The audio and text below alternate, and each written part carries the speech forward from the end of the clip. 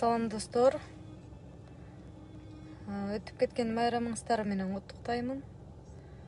Бүгүн сиздер менен көптөгөн маселелер тууралуу өзүмдүн ой пикиримди алмашайын деп турам. Урматтуу мекендештер, азыр айта турган ой пикирлер жеке мен өзүмдүн көз карашым жана талдоом деп кабыл алыңыздар. Соңку кездери социалдык тармактарда бийликтин фейк троллдору болушунча биздин сөзүбүздү бурмалап актанганга аракет кылууда. Мен ага терикпейм, себеп дегенде актанган адам ар дайым өзү теригет деп ойлойм. Мен сиздерге айтайын дегеним кумтөр маселеси жана ошондой эле кумтөрдөн сырткары мамлекеттик кызматта иштеп аткан биздин жарандардын айлык акылары боюнча өзүмдүн ой пикиримди айткым келип атат да. Азыркы бийлик айтып атат, кумтөр маселеси боюнча биз соттошуп жеңип чыктык, кумтөр бизге өттү. Деги эле ушул кумтөр аркылуу биз мамлекеттин экономикасын көтөрөбүз дейби, айтор ушул биз айткан сөзүбүзгө турдук деп атат. Мен көпчүлүк учурларда ар дайым сиздерге өзүмдүн маектеримди кайталап айтып келем. Америкалык лингвист, публицист Хоам Хомский деген бийлик онду бийлик деги эле ушул биздин мекендештерди, биздин жарандарды деги эле кайсы мамлекеттин бийлиги болбосун өзүнүн жарандарын 10 ыкма менен жазгарат экен да. Мунун баары жогу калп, элдин аң сезимин, чыныгы экономикалык деги эле ушул социалдык көйгөйлөрүбүздү Кыргызстандагы бир башка жасалма көйгөйдү чыгара коюп, же болбосо бул камалды, бул деген момунча автобус келди, момунча аскердик техника келди деп бизди жазгарат.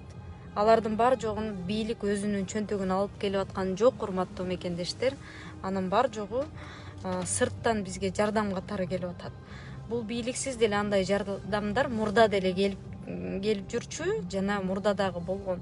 Канчалаган жарым миллиардка чейин бизге Орусиядан болобу, айтор батыш өлкөлөрүнөн болобу ар кандай гранттар менен биздин мамлекетке жардамдар болуп турган.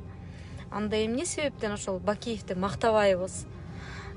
Биздин сыртка болгон карзыбызды көлөмүн кыскартып койду, Бакиевдин мезгилинде ушундай болгон деп. Анда эмне үчүн Атамбаевди мактабайбыз? Анда эмне үчүн Аскар Акаевди мактабайбыз?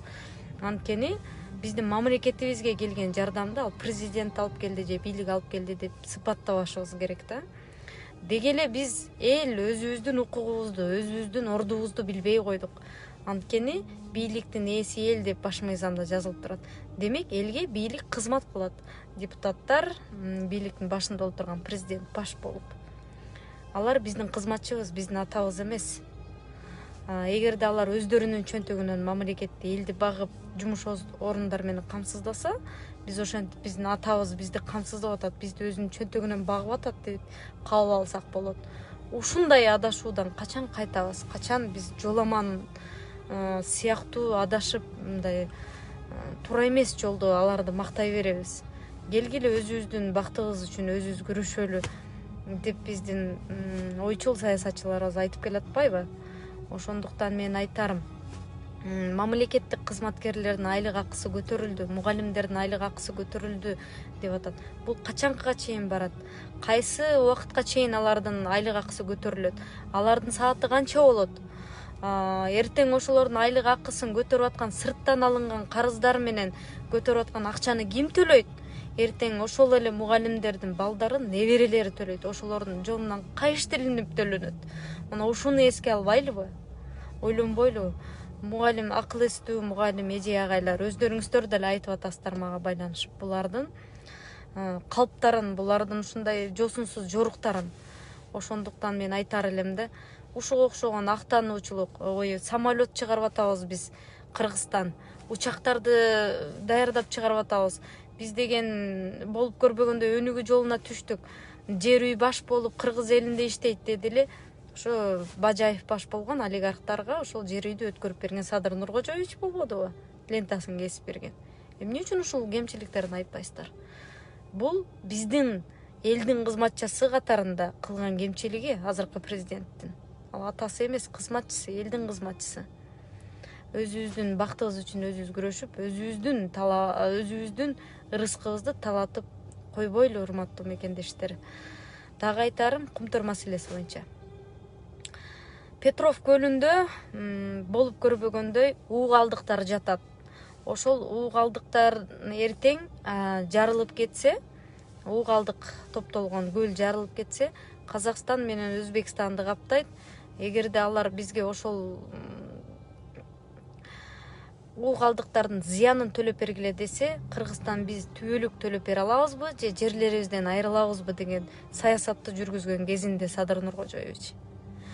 Эми элестетиңиздер, ошол Петров көлүндөгү уугалдыктардын зыяны 10 миллиард доллардан ашат деп элдерге ушундай бир туугандары дагы саясат жүргүзчү. Ошол 10 миллиард долларды ошол канадалык шылуундардан биз алып кала алдыкпы? Биз ошол 10 миллиард доллар менен ошол уугалдыктарды жок кыла алабызбы? Талкаланган мөңгүлөрдүн нарын суусунда цианид төгүлүп майып болгон элдердин кунун биз кимден алабыз? Аскар Акаевден алабызбы? Жок, Аскар Акаевди кайра чакырып келип резиденцияда чай бербедиңерби? Эмне себептен бир сөздү кайра кайталай бересиң дейсиздер? Силер кайра калп айта берсеңер айтып чыгабыз да. Ушундай шылуундарга алданганды качан токтотобуз? Качан биз өз алдыбызча ой жүгүрткөн эл болобуз? Келиңиздер мына ушул талаптарды коелу. Кумтөр чүрү аябай көп. Мен буюрса дагы көптөгөн маалыматтарды өзүмдүн социалдык баракчаларыман, Facebook баракчамдан бөлүшкөнмүн. Ошол жерден карап таап алсаңыздар болот. Саламатта болуңуздар, дагы сиздер менен байланышам.